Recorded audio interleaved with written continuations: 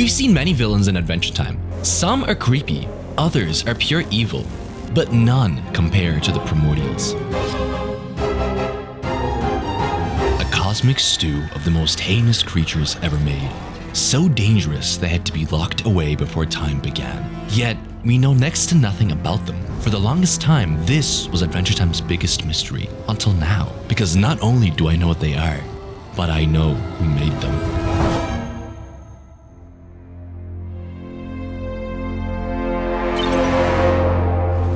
Before there was time, before there was anything, there was nothing. And before there was nothing, there were monsters.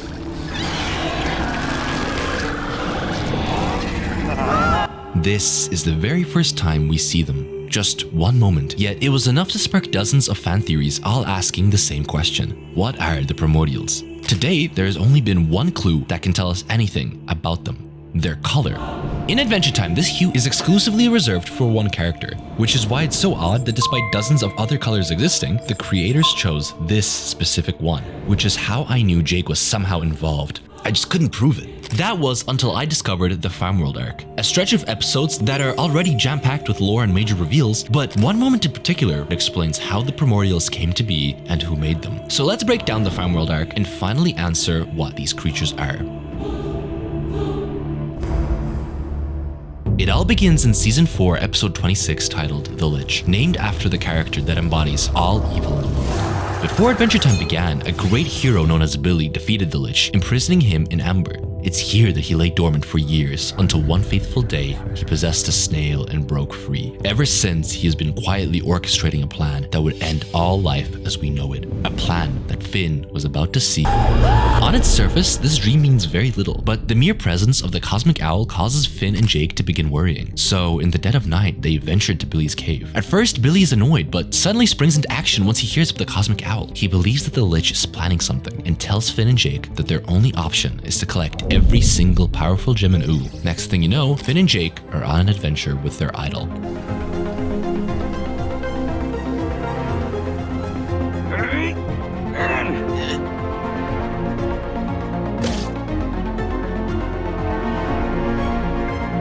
Are you sure that's a gem? I think so.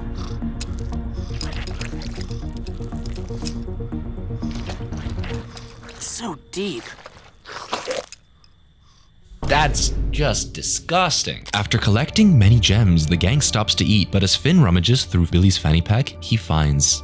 The Enchiridion? Turns out that Billy somehow got a hold of the Enchiridion, which is odd because several episodes ago, Finn gave it away to a bear, who later gave it to the Lich. And since both of them appeared in Finn's dream, how did Billy get it? Instead of explaining himself, Billy does this.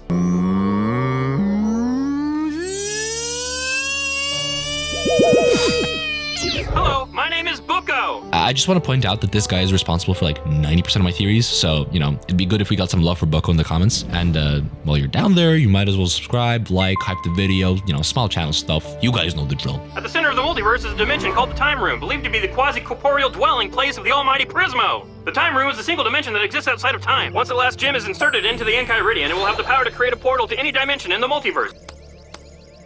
I'm gonna push the Lich in there. Seeing no problems with this absolutely flawed plan, they continue to collect the gems, which leads them straight to Princess Bubblegum.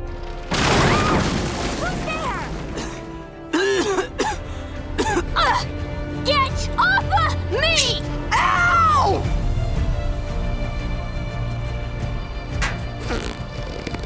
Finn! Before Finn can get away, PB screams at Finn to come back, because that is not Billy. That's not Billy! It's the Lich! Huh? Lich alert! Lich alert!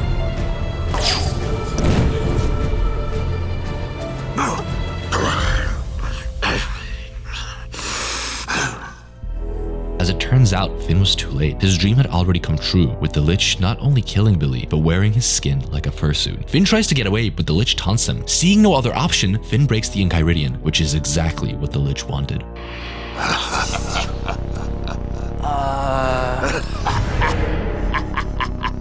Finn and Jake enter the newly formed portal, but as always, they are one step behind. The Lich has already wished for the extinction of all life in the universe. Finn hurries to counteract that wish, but this is the moment he makes the biggest mistake of his life. I wish the Lich never even ever existed.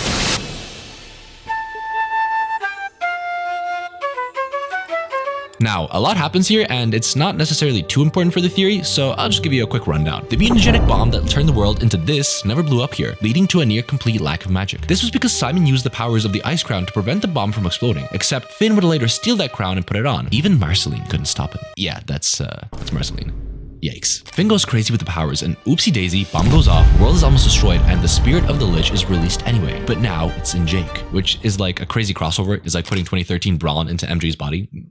Anyway, while this is all happening, Jake and Prismo are watching it all go down on a flat screen TV. The power to fix this is all in Jake's hands. All he has to do is make one wish that will bring his friend back and counteract the Lich's wish to end all life, which is why he wishes for a sandwich. I wish for a sandwich. But after some careful curation from Prismo, which I might add he's done for literally no one else, Jake wishes to change the Lich's wish. Okay, I wish the Lich's wish was for me and Finn to go back home to Ooh.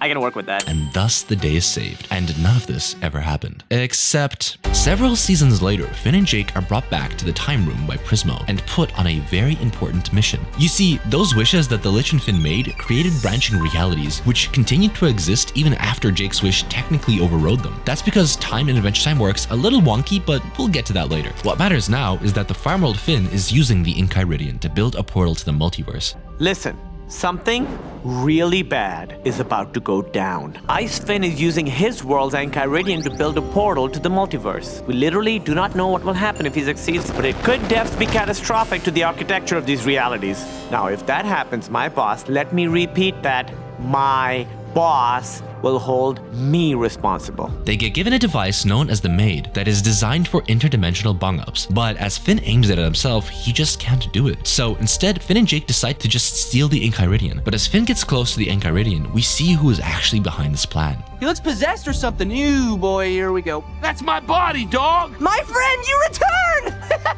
This was all his idea! Turns out the Lich wants to open a portal to the multiverse and end life everywhere. And he's manipulating Ice Finn to do it. They open the portal and Jake Lich tries to kill Jake. What the?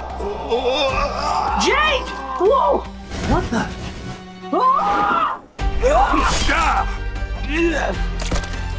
Gross! You used me!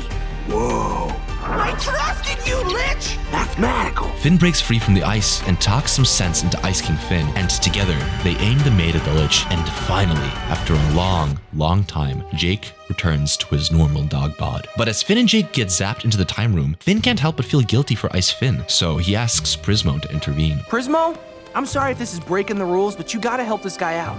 He's just always gonna be messed up with that crown around. Okay, I can try rearranging some stuff. Just a quick cut and paste. There. Now the ground zero bomb explosion should destroy the crown in that reality. And play. So yeah, this all goes down again. Bomb goes off. Da, da, da. So yeah, the crown is totally gone. And thus, the Farmworld saga concludes with Ice Finn going on to start a family and living a regular life.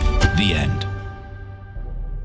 You've probably picked up that these episodes have a severe lack of primordials. Matter of fact, not only do they not show up at all, but they wouldn't be introduced for another season following the bulk of events of these episodes. So how could they possibly have anything to do with the primordials? Well, as it turns out, not only does this arc introduce us to a bunch of new lore, but we also get one moment in particular that I genuinely think tells us exactly what the primordials are. But before I can get to revealing what that moment is, there's actually something more important we need to go over. Gold Stars introduces us to these creatures. They are a big sea of monsters that seem endless, whom the Lich describes as existing before time. Before there was time, before there was anything, This wording is very specific, not at the start of time, not somewhere underneath the timeline, but before time even began. Aside from not making much sense at all, this is actually one of the biggest giveaways as to the true nature of what the Primordials are. So let's pull up the timeline. Over here, we have something. This is where Finn, Jake, and pretty much everyone we meet exists. Pretty clear so far. Then, before that something, we have nothing. This is where nothing exists because it is nothing. Think of this as the world before the Big Bang, just an empty vacuum of space. And yet somehow, preceding that nothingness, we have the Primordials, a something that exists before a nothing, that exists before a something.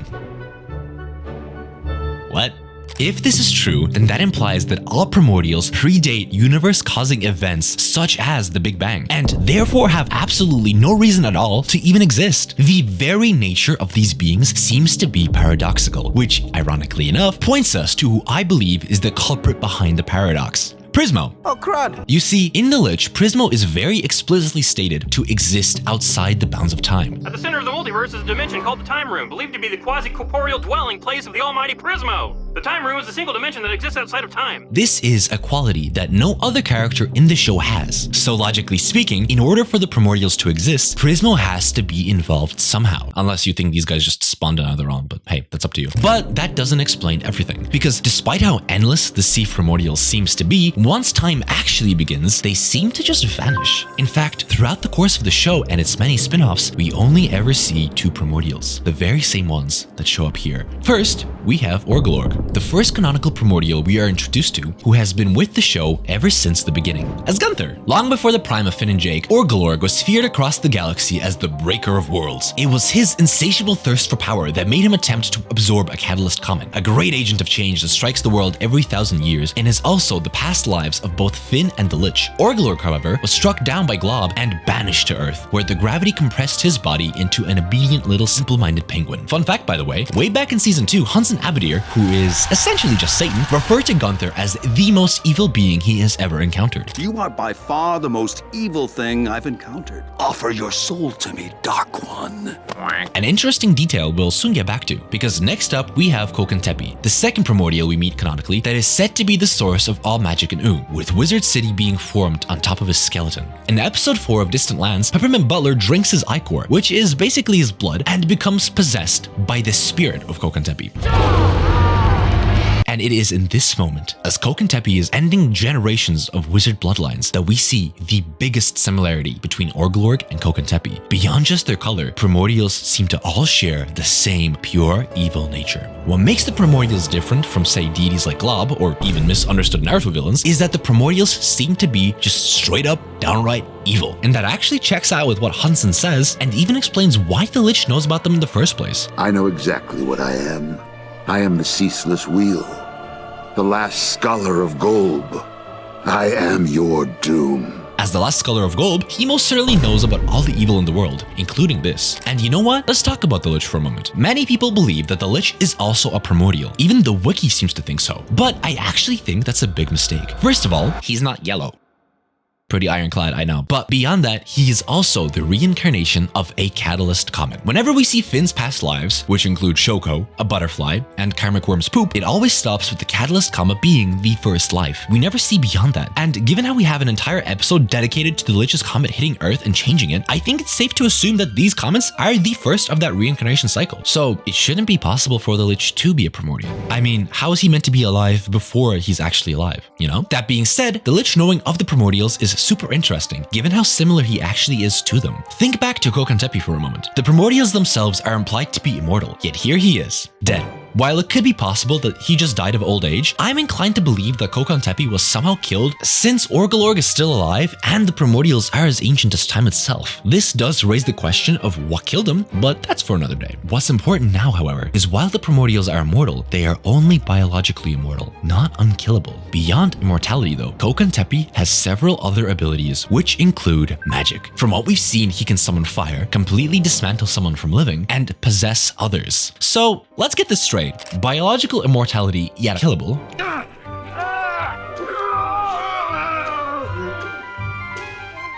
Pyrokinesis. Look to me. And possession. In the well, I saw something come out of the Lich and go into the princess. abilities, all as iconic to the Lich as stretching is to Jake. And it seems just as deliberate too. Matter of fact, the more you look into these Primordials, the more this all seems interconnected. Take Orgulorg for example. We've established that all Primordials have a similarity to Jake, but Orgulorg takes that similarity to another level. In Season 6 episodes titled Orgulorg and the Comet, we see that Orgulorg actually has the unique, or I guess not so unique, ability to stretch his body just like Jake. Not only is he capable of both growing and shrinking, but we also see him outright shapeshift. Pushing out of a damp cocoon, I emerge.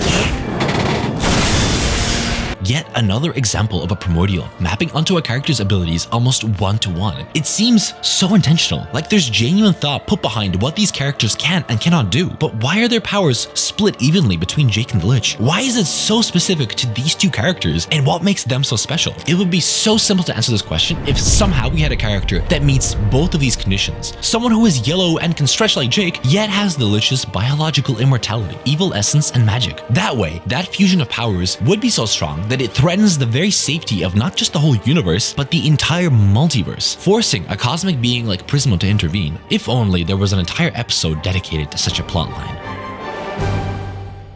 Oh yeah. Turns out that a crossover between these two powerful beings already exists in Lich Jake. In fact, it's actually kind of crazy how perfectly his abilities line up with the Primordials. So let's go through them. Yellow and can stretch. Check. Has magical abilities and a pure evil nature. What the? Check. And is so powerful that even Prismo has to intervene. Double check. This guy was out here making Prismo afraid to, and not just that, he was somehow powerful enough to even dampen his powers. Why not just bloop it all better? Something there is dampening my powers. I am losing my picks over this biz. Keep in mind that Prismo is a cosmic being, and while the Lich is powerful, his strength shouldn't even be close to Prismo's, which is why Prismo was so freaked out, because he accidentally created a goddamn nuke. But so what, right? I mean, in crossover they defeat the Lich and go on to live happily ever after. Why does any of this matter? Well, did they actually defeat the Lich, or did they just make the problem Mathematical. among the many unanswered questions in Adventure Time? And there are many. This is perhaps the biggest. A Lich Jake hand being sent to every conceivable dimension out there. Yet, despite how powerful they are, we rarely ever see them again. You would imagine that this would be some big multiversal level threat, but no. All we ever see is the hand in our universe, which eventually goes on to take over the Dead World, but that's pretty much it. So why isn't this like a big deal? What happened to these hands, and why is it left so open-ended? Here is where we get to the conspiracy time, because I don't believe nothing was done about it. Think back to how freaked out Prismo was over just one Lich Jake. We don't know much about what rules there are to being a Wishmaster, but I doubt that recruiting two mortals, one of which is literally a kid, to go deal with the problem is in the Wishmaster handbook. Prismo is clearly going off book and bending the rules here by a lot, which is actually on par for him as a character. He does this like every chance he gets. Technically, I'm not supposed to make stuff for myself, so I kinda had to hide your universe. Hey, Ice King, can I store a fan-made alternate universe in your cursed dome?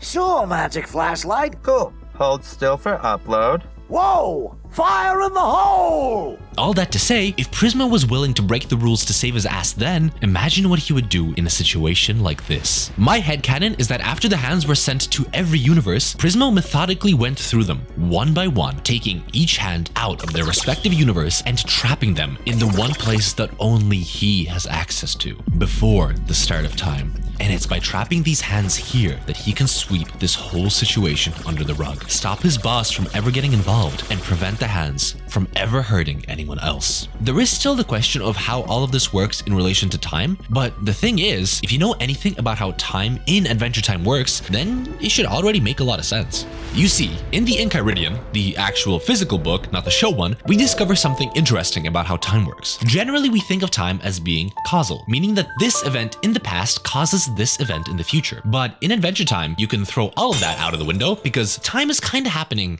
all at once. What this means is that this point in the past is happening at the exact same time as this event in the future. It's a little confusing at first, but we've actually seen it several times throughout the show. Think back to Is That You? Prismo can only exist if there is someone dreaming of him, but after the Lich kills that old man, a version of Jake becomes Prismo through a paradox. A lot of people, myself included, believe that this old man was always Jake, even before Jake canonically became him. This only works because time itself isn't linear, meaning that this event has already happened even in the past. Welcome back, Prismo. Thank you, Jake. We get a more direct example of how this works in Crossover. Prismo quite literally splices the timeline to remove the Ice Crown from the present to destroy it in the past, which immediately affects the present. Back to normal. Which not only goes to show that time is simultaneous, but that Prismo also has control over it. And this is exactly how these hands eventually became the Primordials. Now ask yourself, what would happen if you trapped a being such as this in the empty vacuum of space for an eternity? What would happen if that very same being was biologically immortal, magical, and most importantly, pure evil? Would it writhe and fester, stretch and transform, dreaming about the day it could once again cause calamity and destruction? After enough time passes, maybe millions of years, would that mass start to take on new identities? All separate but aligned in color and villainy. This is what I think the Primordials are. Then, once time actually begins, with whatever event causes it, whether it's a big bang or something else, these beings all get scattered across the multiverse. This is why so few Primordials show up in the show, why the hands never appear again, and most importantly, why the Primordials are all yellow. Because they were created from one of the most powerful beings that ever existed, and Prismo had to sweep it all under the rug, which accidentally created a race of monsters that forever plagued the world of Adventure Time.